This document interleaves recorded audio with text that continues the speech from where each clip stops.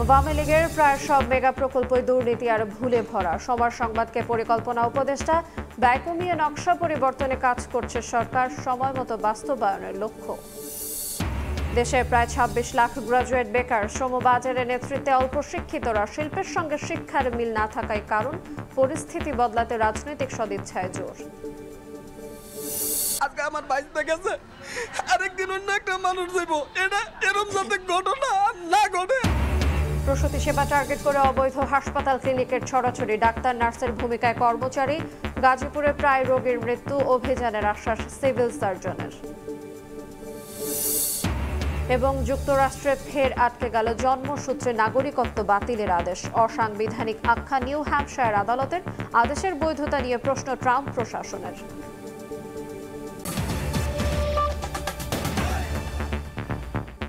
দেখছিলেন শিরোনাম, সকালের সময় সঙ্গে আছে আইরিন আয়াত। আওয়ামী লীগ সরকারের নেয়া প্রায় সব মেগা প্রকল্পই দুর্নীতি আর ভুলে ভরা বলে মন্তব্য করেছেন পরিকল্পনা উপদেষ্টা ওয়াহিদ উদ্দিন মাহমুদ। সমাজ সংবাদের সঙ্গে আলাপচারিতায় জানান, নতুন করে প্রকল্পগুলোর অর্থনৈতিক পুনর্মূল্যায়ন, নকশা পরিবর্তন, নতুন ঠিকাদার নিয়োগ সহ নানা জটিলতায় বেশ কিছু প্রকল্পে ধীর গতি তৈরি হয়েছে। তবে প্রতিটি প্রকল্পেই সময় মতো বাস্তবায়ন করতে কাজ করছে সরকার।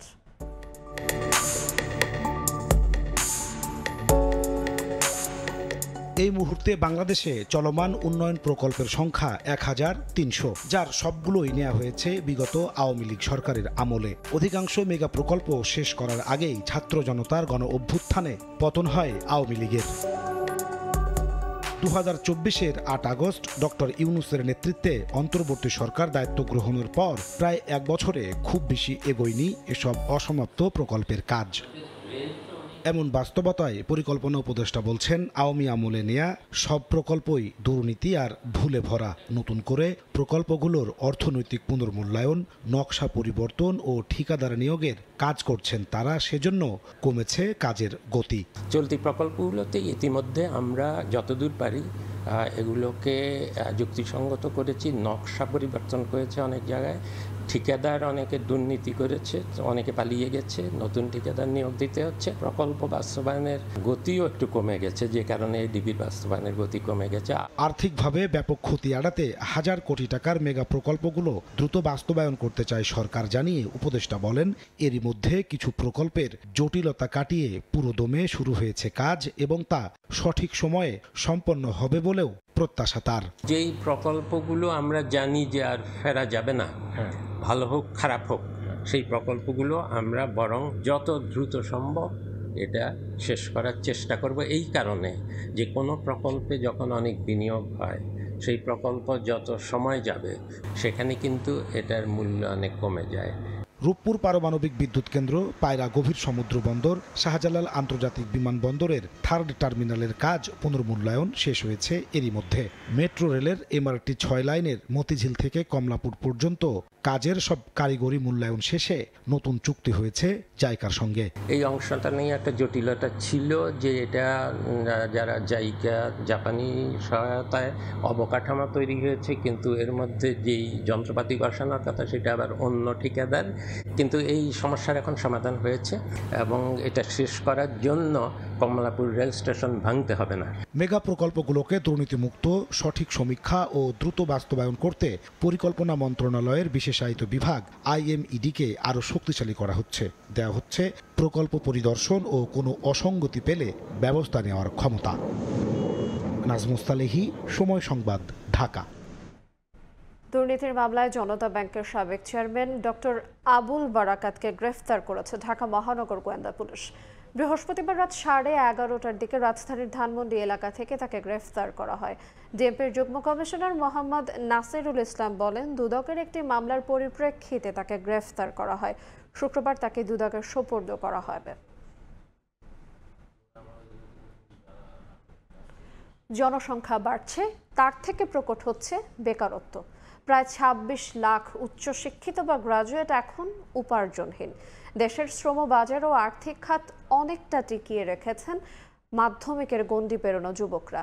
গবেষকরা বলছেন, বাজারের চাহিদার সঙ্গে শিক্ষা ও প্রশিক্ষণের সামঞ্জস্য না থাকার জন্যই এমন দশা। পরিস্থিতি বদলাতে রাজনৈতিক সদিচ্ছা ও দূরদর্শী পরিকল্পনার জোর দিচ্ছেন শিক্ষাবিদ। সেলিয়া সুলতানার রিপোর্ট। মানিক মিয়ার ছোট্ট সংসারের ভবিষ্যৎ যেন করাইল বস্তির বাইরে পা বাড়ায় না। ছেলেটিকে শিক্ষিত করতে পারলে তবেই হয়তো সম্ভব ছিল। ভাবনা থাকলেও তো তো ভাবনার লাগাতে নিমু এই ইনকামটা তো পারতেছে না।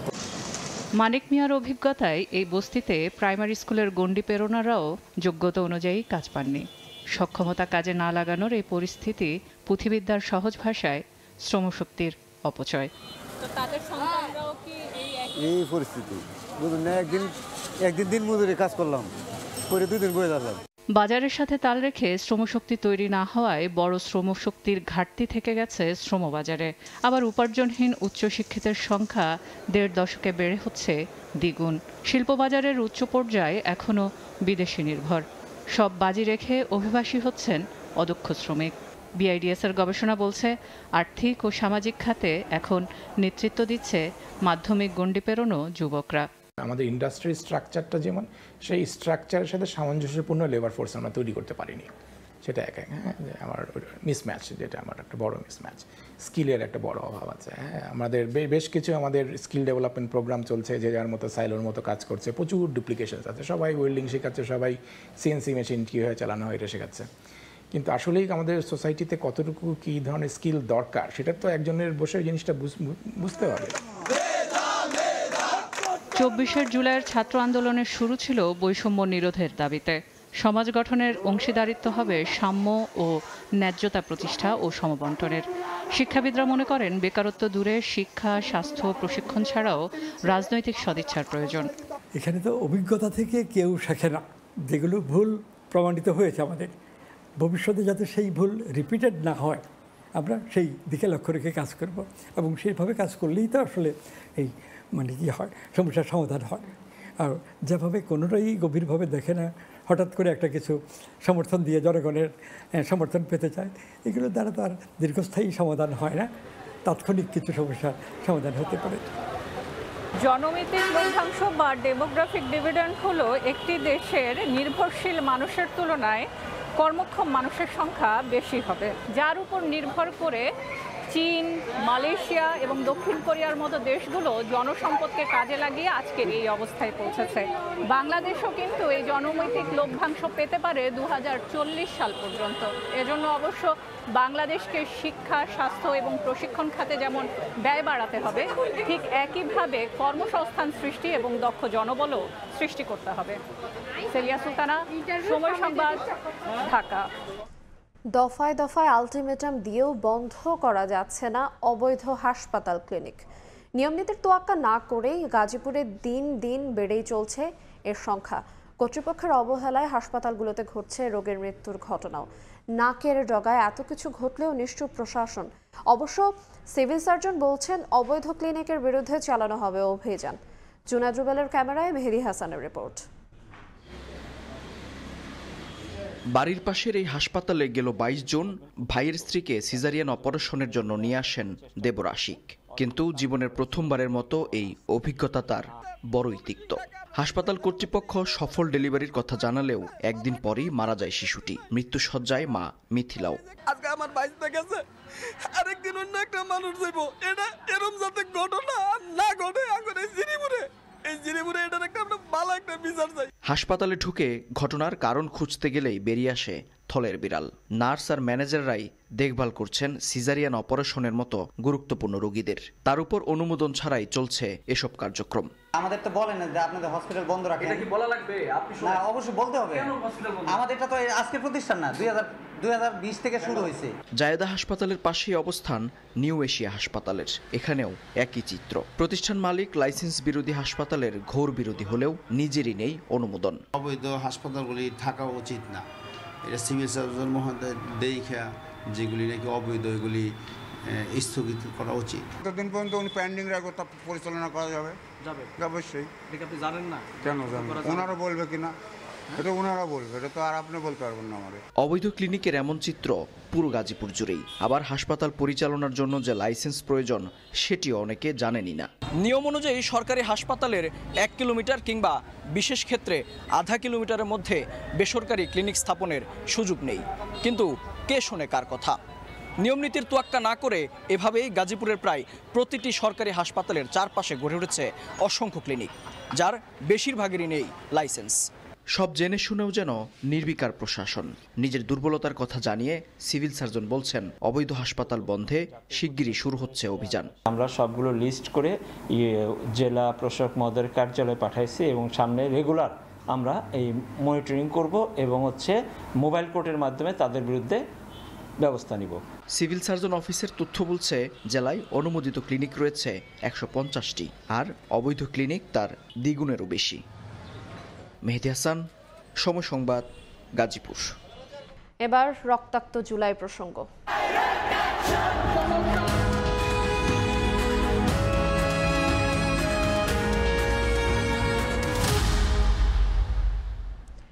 জুলাইয়ের 11তম দিন থেকে সারা দেশের শিক্ষার্থীদের উপর চড়াও হয় পুলিশ। চলতে থাকে টিয়ারশেল ও লাঠিচার্জ।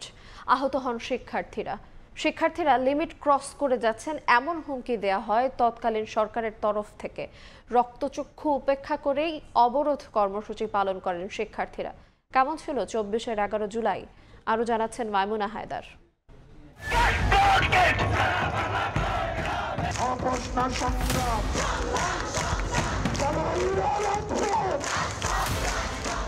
জুলাইয়ের মিছিলে তখনও লাগেনি রক্তের দাগ, তবে একটু একটু করে প্রত্যেকটি দিন ছিল সাহস সঞ্চয়ের ইন্ধন। ফলে জুলাই যত পরিণত হয়েছে, মিছিলে ততই বেড়েছে এক প্রজন্মের যুথবদ্ধ হবার গল্প। 11 জুলাই 2024 বেলা 3টায় শাহবাগ অবরোধের কথা থাকলেও দুপুরের পর থেকে অবস্থান নেয় পুলিশ। জানানো হয় শাহবাগে দেয়া ব্যারিকেড অতিক্রম করলে অ্যাকশনে যাবেন তারা। শাহবাগে আনা হয় জলকামান, সাজোয়া যান। বিকেল 4:30টায় পুলিশের বাধা অতিক্রম করে এগিয়ে যায় শিক্ষার্থীরা। ওদিকে পুলিশের ব্যারিকেড ভেঙে মিছিল নিয়ে টাইগার পাস এলাকায় অবস্থান নেয় চট্টগ্রাম বিশ্ববিদ্যালয়ের শিক্ষার্থীরা। এ সময় অনেক শিক্ষার্থী পুলিশের হামলার শিকার হন। কুমিল্লা বিশ্ববিদ্যালয়ের শিক্ষার্থীদের উপরও চড়াও হয় পুলিশ। ছোড়া হয় ফাঁকা গুলি, টিয়ারশেল নিক্ষেপ ও লাঠিচার্জে আহত হয় কমপক্ষে 24 শিক্ষার্থী। এছাড়াও ভোলা সহ দেশের কয়েক জায়গায় শিক্ষার্থীদের উপর হামলা চালায় ছাত্রলীগ। আন্দোলনরত শিক্ষার্থীরা বলেন, কোটা পদ্ধতি সংস্কারে সংসদে আইন প্রণয়ন না করা পর্যন্ত আন্দোলন চালিয়ে যাবেন তারা। এছাড়াও আন্দোলনের সমন্বয়ক হাসনাত আব্দুল্লাহ বলেন, অতি উৎসাহী যেসব পুলিশ সদস্যরা শিক্ষার্থীদের উপর হামলা করেছে তাদের বিচারের আওতায় আনতে হবে। একটা যৌক্তিক দাবি নিয়ে যেভাবে আওয়ামী লীগ এবং শেখ হাসিনা এবং তৎকালীন সরকার তাদের জায়গা থেকে এই আন্দোলনটাকে দমন পীড়ন করার চেষ্টা করলো, বিভিন্নভাবে বাধা দেওয়ার চেষ্টা করলো, আমাদেরকে বাধ্য করার চেষ্টা করলো বিভিন্ন এজেন্সি দিয়ে যেন আমরা আন্দোলন থেকে সরে যাই, তারা যা বলে তাই যেন মেনে নেই। তখন আমাদের ধীরে ধীরে এই বাধাগুলো, যৌক্তিক একটা দাবিতে এই বাধাগুলো আমাদের আন্দোলনটাকে আরো ত্বরান্বিত করে। সরকারের তরফ থেকে দেয়া হয় হুঁশিয়ারি বার্তা। কোটা বিরোধী আন্দোলনকারীরা সর্বোচ্চ আদালতের বিরুদ্ধে শক্তি প্রদর্শন করছেন বলে অভিযোগ করেন ওবায়দুল কাদের। আর তৎকালীন স্বরাষ্ট্রমন্ত্রী বলেন, শিক্ষার্থীরা লিমিট ক্রস করে যাচ্ছেন। 11 জুলাই দিনভর উত্তপ্ত রাজপথকে সাক্ষী রেখে রাতে ঘোষণা করা হয় নতুন কর্মসূচি। পুলিশি হামলার প্রতিবাদে 12 জুলাই শুক্রবার সারা দেশে বিক্ষোভ মিছিল ও সমাবেশের ডাক দেয় বৈষম্য বিরোধী ছাত্র আন্দোলন। মাইমুনা হায়দার চৌধুরী, সময় সংবাদ, ঢাকা। প্রায় 2 বছর ধরে দেশে তীব্র সংকট চলছে গর্ভনিরোধ বা জন্ম নিয়ন্ত্রণ সামগ্রীর। বিভিন্ন স্বাস্থ্য কেন্দ্র থেকে ফিরে যাচ্ছেন সেবা প্রত্যাশীরা। এতে অপ্রত্যাশিত গর্ভধারণ বৃদ্ধির আশঙ্কা করে বিশেষজ্ঞরা এবং বলছেন বাড়বে মাতৃমৃত্যু হারও। সংকটের কথা স্বীকার করে পরিবার পরিকল্পনা অধিদপ্তরের মহাপরিচালক বলছেন, উত্তরণে নেওয়া হচ্ছে পদক্ষেপ। তোহা খান তামিমের রিপোর্ট। ঢাকার খুব কাছের জেলা মুন্সিগঞ্জ। এখানকার সদর উপজেলার 2টি ইউনিয়ন রামপাল ও পঞ্চসার স্বাস্থ্য ও পরিবার কল্যাণ কেন্দ্রে চলছে জন্ম নিয়ন্ত্রণ সামগ্রীর তীব্র সংকট। শুধু তাই নয়, একটি সিরিঞ্জ পেতেও বেগ পেতে হয় স্বাস্থ্যকর্মীদের। রয়েছে প্রয়োজনীয় ওষুধের অভাবও। প্রতিনিয়ত স্বাস্থ্য কেন্দ্রে এসে খালি হাতে ফিরতে হচ্ছে রোগীদের। খাবার পরে 2 মাস পাইছিলাম, পাইয়া আবার বন্ধ। আর কন্ডমও তেমন সাপ্লাই নাই। ওষুধের প্রচণ্ডই সংকট চলতেছে, যেমন জন্ম নিয়ন্ত্রণ পদ্ধতিগুলা কখনো আসতেছে কিছু পরিমাণ, আবার কখনো আসতেছে না, অফ থাকতেছে। তখন রুগীরা আসলো ওষুধের কারণে ফেরত যাচ্ছে। বড়ি, ইঞ্জেকশন এগুলা ঠিক মতো আসে না। এখানে আসি, সেবা পাচ্ছি ঠিক আছে, কিন্তু ওষুধটা ঠিক মতো পাচ্ছি না। মুন্সিগঞ্জের মতো দেশের বিভিন্ন স্বাস্থ্য কেন্দ্রে রয়েছে প্রজনন স্বাস্থ্যের বিভিন্ন উপকরণের সংকট। গত প্রায় 2 বছর ধরে চাহিদার তুলনায় সরবরাহ নেমে এসেছে 1/4। বাংলাদেশ পরিসংখ্যান ব্যুরোর হিসাব বলছে, দেশে জন্ম নিয়ন্ত্রণ উপকরণের 37% আসে সরকারি খাত থেকে, বেসরকারি থেকে 57%, বেসরকারি উন্নয়ন সংস্থা থেকে 3% এবং অন্যান্য উৎস থেকে আসে 4% উপকরণ। পরিবার পরিকল্পনা অধিদপ্তরের তথ্য বলছে, সরকারিভাবে প্রতি মাসে সাধারণত 60 থেকে 70 লাখ খাওয়ার বড়ি বিতরণ করা হয়। ইনজেক্টেবল 7 থেকে 10 লাখ, কন্ডোম 70 লাখ থেকে 1 কোটি। এছাড়া অন্যান্য সামগ্রী রয়েছে 70,000-এর মতো। তবে সরবরাহ না থাকায় গত 2 বছরে তা কমে এসেছে আশঙ্কাজনক হারে। নারীর ক্ষমতায়ন আর ন্যায্যতার প্রশ্নে প্রজনন স্বাস্থ্য সবার শীর্ষে বলে জানান বিশেষজ্ঞরা। আমরা যখন বলছি সমতার কথা, ন্যায্যতার কথা, তখন কিন্তু আমার প্রজনন স্বাস্থ্য 1 নাম্বার প্রায়োরিটি, যেটা এখন এসে আমরা দেখতে পাচ্ছি একদম বিপর্যয়ের সামনে আমরা দাঁড়িয়ে আছি। সঠিক সময়ে উপকরণ সরবরাহ নিশ্চিত করতে না পারলে অপ্রত্যাশিত গর্ভধারণ, মাতৃমৃত্যুর আশঙ্কা বিশেষজ্ঞের। অনাকাঙ্ক্ষিত গর্ভধারণ বেড়ে যায়, তাহলে কি হবে? অনেকে আমরা আনসেফ আমরা বলি অ্যাবর্শনের দিকে ঝুঁকে পড়বে, তাহলে মাতৃমৃত্যুতে সেইটা আবার কন্ট্রিবিউট করবে। জুলাই গণঅভ্যুত্থান পরবর্তী অধিদপ্তরে নেতৃত্বের সংকটের কথা জানিয়ে পরিবার পরিকল্পনা অধিদপ্তরের মহাপরিচালক বলছেন, সরবরাহ স্বাভাবিক করতে নেওয়া হচ্ছে নানা পদক্ষেপ। অলরেডি টেন্ডার প্রক্রিয়া সম্পন্ন হয়ে জিনিসও চলে আসছে। যেহেতু জিনিস পণ্যাগারে চলে আসছে, এগুলো সরবরাহ হয়ে যাবে আগস্টের মধ্যে। আশা করছি যে আমাদের সব জায়গায় পণ্য মোটামুটি একটা লেভেলে চলে আসবে। স্বাস্থ্য অধিদপ্তরের MPDSR এর গবেষণা অনুযায়ী প্রজনন স্বাস্থ্য সহ অন্যান্য সংকটে 2024 সালে প্রতি লাখে মারা গেছেন 90 জন মা। তোহা খান তামিম, সময় সংবাদ, ঢাকা। বর্ষা মৌসুম শুরুর সঙ্গে সঙ্গে মাদারীপুরে চোখ রাঙাচ্ছে ডেঙ্গি। এডিস মশা নিধনে কার্যকর ব্যবস্থা না থাকায় হাসপাতালে বাড়ছে রোগীর চাপ। শহর থেকে গ্রাম সবখানেই আতঙ্ক। মোট আক্রান্তের অর্ধেকই রাজৈর উপজেলায়। এখনই কার্যকর ব্যবস্থা না নিলে জেলায় ভয়াবহ রূপ নিতে পারে ডেঙ্গি। মশা নিধনে পৌরসভা ও ইউনিয়ন পরিষদের কর্মকর্তা কর্মচারীদের এগিয়ে আসার আহ্বান স্বাস্থ্য বিভাগের। সঞ্জয় কর্মকারের অভিজিতের রিপোর্ট, ছবি তুলেছেন সাদাত আকুন। চর কাকুইর গ্রামের ৭৩ বছর বয়সী সামাত মাতবর তার ছেলে হারুনকে নিয়ে কৃষিকাজ করে সংসার চালান। শরীরে প্রচণ্ড জ্বর, তার সঙ্গে কাঁপুনি আর মাথা ব্যথা নিয়ে ছুটে আসেন মাদারীপুরের শিবচর উপজেলা স্বাস্থ্য কমপ্লেক্সে। পরীক্ষা করানোর পর দুজনেরই ধরা পড়ে ডেঙ্গু। তাদের মতো প্রতিদিনই 250 শয্যা জেলা হাসপাতাল ও উপজেলা স্বাস্থ্য কমপ্লেক্সগুলোতে ছুটে আসছেন রোগীরা। গ্রামে ডাক্তার দেখাইছে, এত কোনো কাজ হয় না। এরপর আনছে কাল মাদারীপুর। জ্বর আইছে, জ্বরের থেকে পরে হসপিটাল আনছি, পরীক্ষা করছে, পরে ডেঙ্গু ধরা হয়েছে। বর্ষা মৌসুমে শহর থেকে গ্রাম সবখানেই বৃদ্ধি পেয়েছে এডিস মশা। বাসা বাড়ির আঙ্গিনায় জমে থাকা পানি আর বদ্ধ ড্রেনেও খুব সহজে হচ্ছে এডিসের বংশবিস্তার। ওষুধ খেলে জ্বর কমে আবার ওঠে, এই কারণে পরীক্ষা করাইতে আনছি। 2 দিন ধরে জ্বর, অন্য ওষুধ খাওয়াইছি, তাতে কমে না, এই জন্য হাসপাতালে আইছি। পরিস্থিতি মোকাবেলায় সব ধরনের প্রস্তুতির কথা জানান জেলার সিভিল সার্জন। ডেঙ্গুর টেস্ট হচ্ছে, পর্যাপ্ত কিট আছে এবং ডেঙ্গু রোগী যদি ধরা পড়ে তাকে প্রয়োজনীয় চিকিৎসার আওতায় আনা হচ্ছে। চলতি মৌসুমে জেলার সরকারি হাসপাতালগুলোতে এখন পর্যন্ত ডেঙ্গুর 200 রোগী ভর্তি হয়ে চিকিৎসা নিয়েছেন। এছাড়া ভর্তি আছেন আরও 12 জন রোগী। জেলায় ডেঙ্গুতে আক্রান্তের 50%ই রাজুর উপজেলার বাসিন্দা। মাদারীপুর, ফরিদপুর ও গোপালগঞ্জের সীমানাবর্তী উপজেলা হওয়ায় প্রতিনিয়ত বাড়ছে এ রোগে আক্রান্তের সংখ্যা। এজন্য প্রয়োজন সচেতন হওয়া, বলছে স্বাস্থ্য বিভাগ। সঞ্জয় কর্মকার, অভিজিৎ, সময় সংবাদ, মাদারীপুর। মুন্সিগঞ্জ শহরের বেশিরভাগ সড়কই বেহাল। খানাখন্দে ভরা সড়কে ঝুঁকি নিয়ে চলছে যানবাহন। ছোট বড় গর্তে প্রায়ই ঘটছে দুর্ঘটনা। স্থায়ীভাবে সমস্যা সমাধানের দাবি তাদের। নাসিরউদ্দিন উজ্জ্বলের রিপোর্ট, ছবি তুলেছেন আবু সাইদ।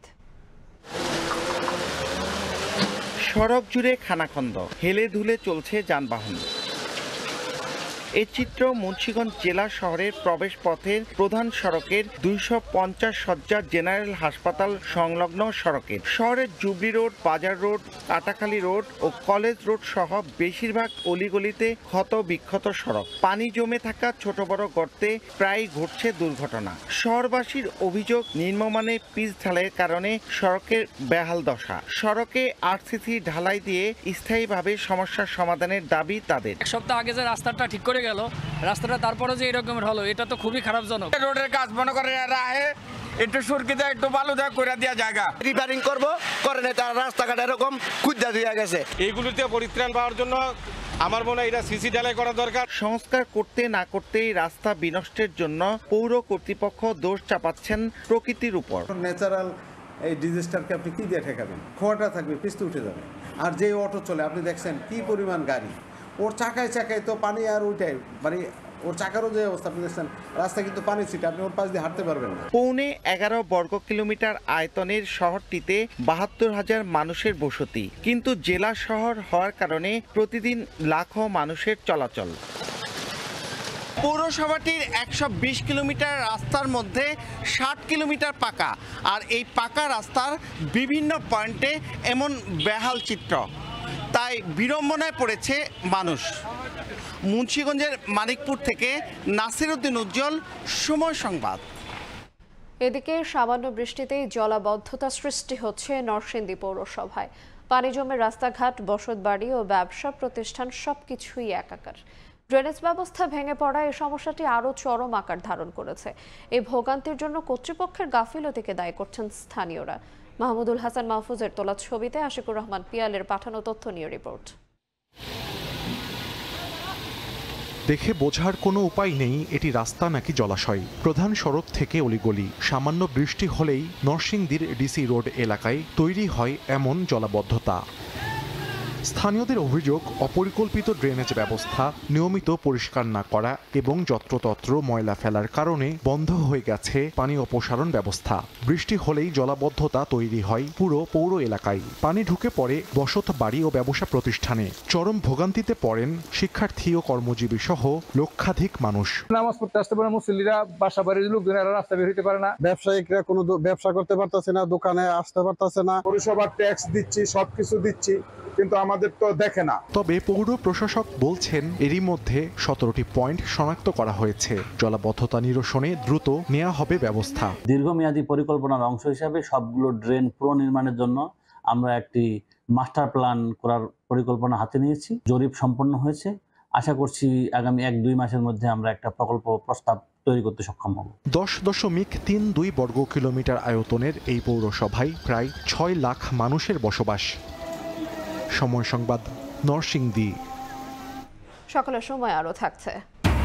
এসএসসি ফলাফলের সবচেয়ে পিছিয়ে বরিশাল, শতভাগ ফেইল 16 বিদ্যালয়ে খারাপ করা স্কুলের প্রধানদের তলবের সিদ্ধান্ত। মানসম্মত শিক্ষায় মনোযোগ দিতে চান board chairman. World class technology দ্বারা তৈরি এক্সপার্ট ওয়াটার পাম্প, পানির সমস্যায় এক্সপার্ট সমাধান। কিশোরগঞ্জে 126টি রেল ক্রসিং এর মধ্যে 42টি অনুমোদনহীন। পাড়া মহল্লা ও হাটবাজারের পাশে গড়ে ওঠা রেল ক্রসিংয়ে প্রায়ই ঘটছে দুর্ঘটনা। সব জেনেও শুধু সতর্কীকরণ সাইনবোর্ড ঝুলিয়ে দায় সারছে রেলওয়ে কর্তৃপক্ষ। নূর মোহাম্মদের তথ্য, ছবি নিয়ে রিপোর্ট। গ্রামের ভেতর দিয়ে চলা রেল লাইন পার হচ্ছে কয়েকজন শিশু। পাশেই লাইনের উপর বসে আড্ডা দিচ্ছে কয়েকজন, অথচ এই রেল লাইন দিয়েই ছুটে আসছে দ্রুতগামী ট্রেন। কিশোরগঞ্জ সদর উপজেলার মহিনন্দ এলাকায় গেটম্যানবিহীন একটি অবৈধ রেল ক্রসিং এর চিত্র এটি। কিশোরগঞ্জ ভৈরব ও কিশোরগঞ্জ আঠারবাড়ি রেলপথের বিভিন্ন স্থানে চোখে পড়বে এমন দৃশ্য।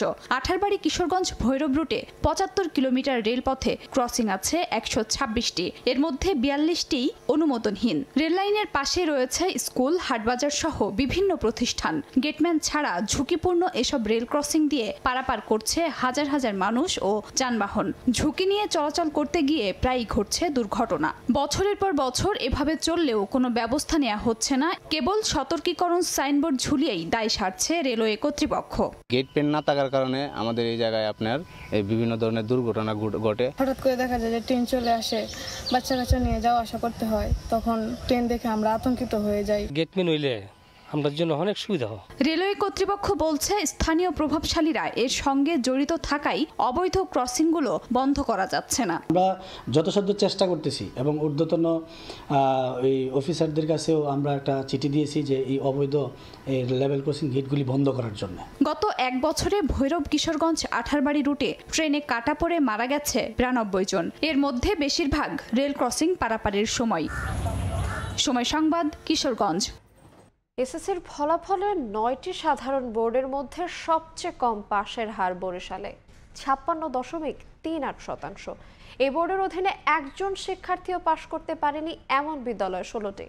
বোর্ড চেয়ারম্যান বলছেন তলব করা হবে ফলাফলে খারাপ করা স্কুল প্রধানদের। বিস্তারিত থাকছে অপূর্ব অপুর রিপোর্টে। দিন বদলেছে, তাই চিরচেনা পরীক্ষা পরবর্তী ফলাফলের উল্লাস যেন আগের মতো দেখা যায় না স্কুলে স্কুলে। তালিকা টাঙানোর আগেই অনেকেই ইন্টারনেটে জেনে নেন তাদের ফলাফল। পরিশ্রম করেছি, সেই অনুযায়ী আশানুরূপ ফলাফল পেয়েছি। এই রেজাল্টের অনুপ্রেরণা নিয়ে এরা আগামী দিনে দেশ এবং জাতির একজন যোগ্য নাগরিক হিসেবে গড়ে তুলবে। এসএসসির ফলাফলে 9টি সাধারণ শিক্ষা বোর্ডের মধ্যে পাশের হার সবচেয়ে কম বরিশালে। এবছর 56.38% পাশ করেছে। গত বছর যা ছিল 89.13%। কমেছে জিপিএ 5-এর ছড়াছড়িও। গত বছর 6,145 জন থাকলেও এবছর অর্ধেক, 3,114। বরিশাল বোর্ড কর্তৃপক্ষের দাবি পুরোপুরি নকলমুক্ত পরিবেশে পরীক্ষা নেয় এবং প্রকৃত নম্বরই খাতা মূল্যায়ন হয়েছে। খাতার মূল্যায়নটা যথেষ্ট হয়েছে। আমরা চাই গুণগত মান শিক্ষার একটা ছাত্রের সঠিক মূল্যায়ন। একজন শিক্ষার্থীও পাশ করতে পারেনি এমন স্কুল 16টি। ব্যাখ্যা সন্তোষজনক না হলে তাদের বিরুদ্ধে ব্যবস্থা নেওয়া হবে জানালেন বোর্ড চেয়ারম্যান। দেখে তারপর তাদের প্রয়োজনীয় নির্দেশনা দেব, তাদের ব্যাখ্যা দিতে হবে কেন তাদেরই থেকে একজনও পাশ করলো না। তাদেরই থেকে 1502টি বিদ্যালয়ের 82,931 জন পরীক্ষার্থীর মধ্যে পাশ করেছেন 46,758 জন। বরিশাল বোর্ডে শতভাগ পাশ করেছে এমন স্কুল 17টি। অপূর্ব অপু, সময় সংবাদ, বরিশাল। ট্রাম্পের জন্মসূত্রে নাগরিকত্ব বাতিলের আদেশ আবারও আদালতে আটকে গেল। নিউ হ্যাম্পশায়ারের আদালত ক্লাস অ্যাকশন বা প্রতিনিধিত্বমূলক মামলার আওতায় আদেশটি কার্যকর হওয়া থেকে সাময়িক স্থগিত রাখার নির্দেশ দিয়েছেন। অভিবাসী অভিভাবক ও যুক্তরাষ্ট্রে জন্ম নেওয়া শিশুদের পক্ষে এই মামলায় লড়ছে আমেরিকান সিভিল লিবার্টিজ ইউনিয়ন। আদালতের এমন সিদ্ধান্ত ভবিষ্যতে অন্যান্য নীতির ক্ষেত্রেও দৃষ্টান্ত হতে পারে বলে মত বিশ্লেষকদের। জন্মসূত্রের নাগরিকত্ব প্রত্যাহার সংক্রান্ত ট্রাম্পের নির্বাহী আদেশকে কেন্দ্র করে নতুন করে আইনি লড়াই শুরু হয়েছে যুক্তরাষ্ট্রে। নিউ হ্যাম্পশায়ারের একটি আদালত আদেশটি কার্যকর হওয়া থেকে সাময়িক স্থগিত রাখার নির্দেশ দিয়েছেন। একই সঙ্গে ক্লাস অ্যাকশন বা প্রতিনিধিত্বমূলক মামলা হিসেবে গ্রহণ করেছেন বিচারক। মামলাটি করেছে অভিবাসী অধিকার সংগঠন American civil liberties union ACLU, যারা অভিবাসী অভিভাবক ও যুক্তরাষ্ট্রে জন্ম নেওয়া শিশুদের পক্ষে লড়ছে। সুপ্রিম কোর্টের সর্বশেষ রায়ের পরও ক্লাস অ্যাকশন মামলার ব্যতিক্রমী বিধান ব্যবহার করে এই বাধাও অতিক্রম করা হয়েছে। আদালতের সিদ্ধান্ত অনুযায়ী ট্রাম্পের আদেশটি অসাংবিধানিক ও ক্ষতিকর। এই যুক্তির ভিত্তিতে মামলাটি শিশুদের পক্ষ থেকে চালিয়ে যাওয়ার অনুমতি মিলেছে। বিশ্লেষকদের মতে আদালতের এমন সিদ্ধান্ত ভবিষ্যতে অন্যান্য নীতির ক্ষেত্রেও দৃষ্টান্ত হতে পারে। যুক্তরাষ্ট্রের সংবিধান অনুযায়ী দেশটির ভূমিতে জন্ম নিলেই নাগরিকত্ব পাওয়ার অধিকার রয়েছে। তবে ট্রাম্প প্রশাসন সেটি খর্ব করতে চেয়েছে অবৈধ অভিবাসী ও বিদেশি পর্যটকদের সন্তানদের ক্ষেত্রে। 2018 সাল থেকে জন্মসূত্রে নাগরিকত্ব সীমিত করার পক্ষে সোচ্চার ছিলেন ট্রাম্প। এই আদেশ কার্যকর হলে বিপাকে পড়বে অসংখ্য শিশু এবং পরিবার। এই নির্দেশের কারণে 27 জুলাই থেকে আদেশ কার্যকর হওয়ার যে সময়সীমা নির্ধারিত ছিল তা আপাতত স্থগিত হয়েছে। যদিও ট্রাম্প প্রশাসন রায়ের বৈধতা নিয়ে প্রশ্ন তুলেছে, আদালত সরকারকে আপিলের জন্য 7 দিন সময় দিয়েছে। এর আগে দেশের একাধিক আদালতও এই আদেশের বিরুদ্ধে স্থগিতাদেশ দিয়েছিল, তবে এবার তা আরও বিস্তৃত ও আইনি কাঠামোয় রক্ষিত। ইয়াসিন মোহাম্মদ জিসান, সময় সংবাদ।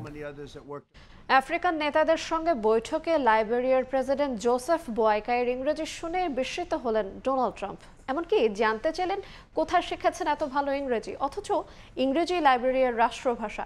ট্রাম্পের বিষয় ঘিরে সামাজিক মাধ্যমে তৈরি হয়েছে ব্যাপক প্রতিক্রিয়া। হোয়াইট হাউসে আফ্রিকা মহাদেশের 5 দেশের নেতার সঙ্গে বৈঠক করেন মার্কিন প্রেসিডেন্ট ডোনাল্ড ট্রাম্প। এ সময় সাবলীল ইংরেজিতে বক্তব্য দেন লাইবেরিয়ার প্রেসিডেন্ট। তার বক্তব্যে উঠে আসে যুক্তরাষ্ট্রের সঙ্গে বন্ধুত্বপূর্ণ সম্পর্ক এবং অর্থনৈতিক সহযোগিতার আহ্বান। তবে লাইবেরিয়ার প্রেসিডেন্ট দারুণ ইংরেজি শুনে বিস্ময় প্রকাশ করেন ট্রাম্প। জানতে চান কোথা থেকে এত সুন্দর ইংরেজি শিখেছেন লাইবেরিয়ার প্রেসিডেন্ট। যদিও লাইবেরিয়ার সরকারি ভাষা ইংরেজি, 19 শতকে মুক্ত কৃষ্ণাঙ্গ আমেরিকানদের জন্য গঠিত দেশটির সরকারি কাজ চলে ইংরেজিতেই। ট্রাম্পের বিস্ময় প্রকাশ নিয়ে সামাজিক যোগাযোগ মাধ্যমে তৈরি হয়েছে ব্যাপক প্রতিক্রিয়া। ক্ষোভ ও হতাশা প্রকাশ করেন লাইবেরিয়ার নাগরিকরা। ট্রাম্পের আচরণকে উপনিবেশবাদী মানসিকতার প্রতিফলন বলে মন্তব্য করেন অনেকে। তারা বলছেন এটি নিছক অপমান নয়, বরং আফ্রিকানদের প্রতি এক ধরনের উপেক্ষামূলক মনোভাবের বহিঃপ্রকাশ। আবার অনেকে বলেন এমন মন্তব্য পশ্চিমাদের আফ্রিকা সম্পর্কে সীমিত জ্ঞানের দৃষ্টান্ত। ইয়াসিন মোহাম্মদ জিসান, সময় সংবাদ। ইসরায়েলি হামলায় আবারও রক্তাক্ত হলো গাজা। গেল একদিনের সাংবাদিক সহ নিহত হয়েছেন 82 ফিলিস্তিনি। এর মধ্যে 130 দিন পর প্রথমবারের মতো গাজায় প্রবেশ করেছে জাতিসংঘ সরবরাহকৃত 75,000 লিটার জ্বালানি। এদিকে যুদ্ধ স্থায়ীভাবে বন্ধ করতে হামাসকে অস্ত্র পরিত্যাগ করার পাশাপাশি শাসন ক্ষমতা ছাড়তে বলেছেন ইসরায়েলি প্রধানমন্ত্রী বেনিয়ামিন নেতানিয়াহু। অন্যদিকে যুদ্ধ থামাতে দ্বিরাষ্ট্রীয় সমাধানের আহ্বান জানিয়েছেন ফ্রান্সের প্রেসিডেন্ট ইমানুয়েল ম্যাক্রো। গাজা উপত্যকায় ইসরায়েলি বাহিনীর বর্বরতা অব্যাহত রয়েছে। নিহতদের মধ্যে মানবিক সহায়তার জন্য লাইনে দাঁড়ানো বেশ কয়েকজন ফিলিস্তিনি সহ রয়েছেন এক ফিলিস্তিনি সাংবাদিকও। যুদ্ধ শুরুর পর থেকে এ পর্যন্ত গাজায় প্রাণ হারিয়েছেন 229 জন সংবাদকর্মী। পশ্চিম তীরে সুপারমার্কেটে ছুরিকাঘাতে এক ইসরায়েলি নিহত হয়েছেন। পরে ঘটনাস্থলে গুলি করে হত্যা করা হয়েছে 2 ফিলিস্তিনিকে। 130 দিন পর প্রথমবারের মতো গাজায় প্রবেশ করেছে জাতিসংঘ সরবরাহকৃত 75,000 লিটার জ্বালানি। তবে জাতিসংঘ বলছে এই পরিমাণ জ্বালানিতে গাজার একদিনের প্রয়োজনও মিটবে না। উপত্যকার হাসপাতালগুলোতে জ্বালানি ঘাটতির কারণে সংকটময় পরিস্থিতি তৈরি হয়েছে। চিকিৎসকরা জানান শতাধিক নবজাতক ও 350 ডায়ালাইসিস রোগীর জীবন ঝুঁকিতে রয়েছে। এদিকে ইসরায়েলি প্রধানমন্ত্রী নেতানিয়াহু জানিয়েছেন হামাস যদি অস্ত্র পরিত্যাগ করে ও শাসন ক্ষমতা ছাড়ে তাহলে যুদ্ধ স্থায়ীভাবে বন্ধ হতে পারে। এই প্রক্রিয়ায় 60 দিনের যুদ্ধবিরতির প্রস্তাব যুক্তরাষ্ট্র সমর্থন করেছে বলে জানান তিনি। আলোচনার কথা বললেও বিকল্প হিসেবে বল প্রয়োগেরও হুমকি দিয়েছেন নেতানিয়াহু। মার্কিন পররাষ্ট্রমন্ত্রী মার্কো রুবিওর আশা গাজায় যুদ্ধবিরতি নিয়ে শিগগিরই আসবে ইতিবাচক ফল। অন্যদিকে ইয়েমেনের হাউথি গোষ্ঠীর নেতা আব্দুল মালিক আল হাউথি ঘোষণা দিয়েছেন ইসরায়েল সংশ্লিষ্ট কোনো পণ্যবাহী জাহাজকে লোহিত সাগর দিয়ে যাতায়াত করতে দেওয়া হবে না। সম্প্রতি হাউথি হামলায় ডুবে গেছে 2টি জাহাজ, প্রাণ হারিয়েছেন অন্তত 4 নাবিক। এ কারণে লোহিত সাগর দিয়ে পণ্য পরিবহনের বিমা খরচ দ্বিগুণ হয়ে গেছে। চলমান উত্তেজনার মধ্যে ফিলিস্তিনে মানবাধিকার লঙ্ঘনের বিষয়ে সরব হওয়ায় যুক্তরাষ্ট্রের নিষেধাজ্ঞার মুখে পড়েছেন জাতিসংঘের বিশেষ প্রতিনিধি ফ্রান্সেস্কা আলবানিজ। 60টিরও বেশি প্রতিষ্ঠানকে ইসরায়েলি দখলদারিত্ব ও গাজায় সামরিক হামলায় সহযোগিতার অভিযোগে দায়ী করেছিলেন তিনি, যার মধ্যে মার্কিন কোম্পানিও রয়েছে। আলবানিজ ইসরায়েলের বিরুদ্ধে আন্তর্জাতিক অপরাধ আদালতে অবৈধ মামলা উস্কে দিচ্ছেন বলে অভিযোগ তুলেছে ওয়াশিংটন। গাজায় যুদ্ধ থামাতে আন্তর্জাতিকভাবে কূটনৈতিক উদ্যোগ জোরালো হচ্ছে। ব্রিটিশ প্রধানমন্ত্রী কিয়ার স্টারমারের সঙ্গে যৌথ সংবাদ সম্মেলনে ফিলিস্তিনকে রাষ্ট্র হিসেবে স্বীকৃতি দেওয়ার আহ্বান জানিয়েছেন ফ্রান্সের প্রেসিডেন্ট ইমানুয়েল ম্যাক্রো। তার মতে দ্বিরাষ্ট্রীয় সমাধানই শান্তির একমাত্র পথ। ইয়াসিন মোহাম্মদ জিসান, সময় সংবাদ। যুক্তরাষ্ট্রের লস অ্যাঞ্জেলেসে নির্মাণাধীন একটি বিশাল শিল্প টানেলের একাংশ ধসে পড়ায় অন্তত 15 শ্রমিক আটকা পড়েছেন। ফায়ার সার্ভিস কর্মীরা জানান তাদের উদ্ধারে অভিযান চলছে।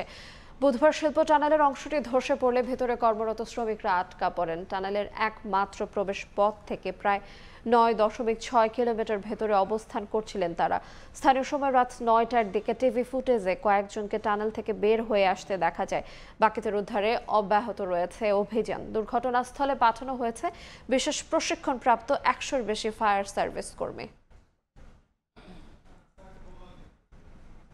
সাফ অনূর্ধ্ব 20 নারী চ্যাম্পিয়নশিপের উদ্বোধনী ম্যাচে আজ মুখোমুখি হবে বাংলাদেশ ও শ্রীলঙ্কা। শক্তিমত্তা এগিয়ে থাকলেও লঙ্কানদের সমীহ করছে বাংলাদেশ অধিনায়ক আফিদা খন্দকার। আর এই টুর্নামেন্টকে ফুটবলারদের উন্নতির মাধ্যম হিসেবে দেখছেন কোচ পিটার বাটলার। অন্যদিকে বাংলাদেশকে রুখে দিতে চায় শ্রীলঙ্কা। বসুন্ধরা কিংস অ্যারেনায় ম্যাচ শুরু বিকেল 3টায়। প্রেস কনফারেন্স শেষে 4 অধিনায়কের ফটো সেশন। সবার লক্ষ্য একটাই, যে করেই হোক টুর্নামেন্টের শিরোপা ঘরে তোলা চাই। তবে হোম ভেন্যুতে হওয়ায় সাফ অনূর্ধ্ব 20 নারী চ্যাম্পিয়নশিপের বড় দাবিদার বাংলাদেশ।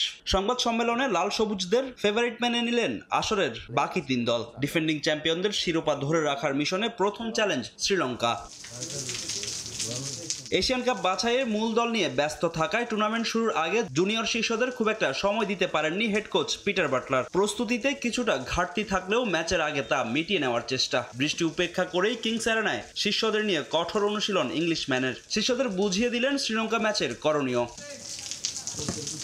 স্বাগতিক হলেও লঙ্কানদের হালকাভাবে নিচ্ছে না বাংলাদেশ অধিনায়ক আফিদা খন্দকার। ধারাবাহিক পারফর্ম করে পয়েন্ট টেবিলের শীর্ষস্থান ধরে রাখাই মূল লক্ষ্য লাল সবুজদের। আর এই টুর্নামেন্টকে তরুণ ফুটবলারদের উন্নতির প্ল্যাটফর্ম হিসেবে দেখছেন বাটলার। এই টুর্নামেন্টটা আমি ফুটবলারদের উন্নতির একটি মাধ্যম হিসেবে দেখছি। শিরোপা ধরে রাখার চ্যালেঞ্জটা কঠিন হবে, তবে মেয়েরা খেলার মধ্যে ছিল। এ দলটা অনেকদিন ধরে একসঙ্গে খেলায় তাদের বোঝাপড়াটা ভালো। খুব বেশি সময় পাইনি আমরা, যেহেতু মায়ানমারে কোয়ালিফাই রাউন্ড খেলতে যাওয়ার কারণে। তারপরেও আমরা যতটুকু সময় পেয়েছি কোচ বলেছে ওভাবেই করেছি। প্রত্যেকটা টিমের সাথে আমাদের ভালোভাবে খেলতে হবে, কাউকে দুর্বল ভেবে আমাদেরকে ছোট করে দেখার কোনো কিছু নাই। আমরা 3টে টিমের সাথেই ফাইট করব, ভালো খেলবো, ইনশাল্লাহ জিতবো। শক্তিমত্তায় পিছিয়ে থাকলেও বাংলাদেশের বিপক্ষে সেরাটা দিতে চায় শ্রীলঙ্কা। সাগরিকা স্বপ্নারানীদের আক্রমণ ঠেকাতে রক্ষণশীল ফুটবল খেলবে লঙ্কানরা। বাংলাদেশকে রুখে দিয়ে আন্তর্জাতিক টুর্নামেন্টে নিজের প্রথম ম্যাচটা স্মরণীয় করে রাখতে চান লঙ্কান অধিনায়ক। আমার মতো এই দলের অনেকেরই এটা প্রথম আন্তর্জাতিক টুর্নামেন্ট। আমরা খুব একটা প্রস্তুতি নিতে পারিনি, তবে আমরা টুর্নামেন্টে সেরাটা দিতে চাই। প্রথম ম্যাচে জয় তুলে নিতে চাই। আমরা প্রস্তুতির জন্য খুব একটা সময় পাইনি। আমার এই দলটা তরুণ, তাদের অভিজ্ঞতার প্রয়োজন, আর এই টুর্নামেন্ট থেকেই সেই অভিজ্ঞতা অর্জন করতে চাই। বাংলাদেশ শক্ত প্রতিপক্ষ, তারা আমাদের চেয়ে সব দিক থেকে এগিয়ে। এ ম্যাচ নিয়ে বিশেষ পরিকল্পনা আছে আমার। রক্ষণশীল ফুটবলটাই আমরা খেলতে চাই। রাউন্ড রবিন লিগে ফরম্যাটে অনুষ্ঠিত হবে এবারে সাফ অনূর্ধ্ব 20 নারী চ্যাম্পিয়নশিপ। আসর শেষে পয়েন্ট টেবিলের শীর্ষে থাকা দলের হাতেই উঠবে শিরোপা। ফাহিম ইসলাম, সময় সংবাদ, ঢাকা। এ পর্যায়ে সকালের সময়ের শীর্ষ সংবাদগুলো জানিয়ে দেবো আর একবার। আওয়ামী লীগের প্রায় সব মেগা প্রকল্পে দুর্নীতি আর ভুলে ভরা। সময় সংবাদকে পরিকল্পনা উপদেষ্টা, ব্যয় কমিয়ে নকশা পরিবর্তনে কাজ করছে সরকার, সময় মতো বাস্তবায়নের লক্ষ্য। দেশে প্রায় 26 লাখ গ্রাজুয়েট বেকার। শ্রমবাজারের নেতৃত্বে অল্প শিক্ষিতরা। শিল্পের সঙ্গে শিক্ষার মিল না থাকায় কারণ, পরিস্থিতি বদলাতে রাজনৈতিক সদিচ্ছায় জোর।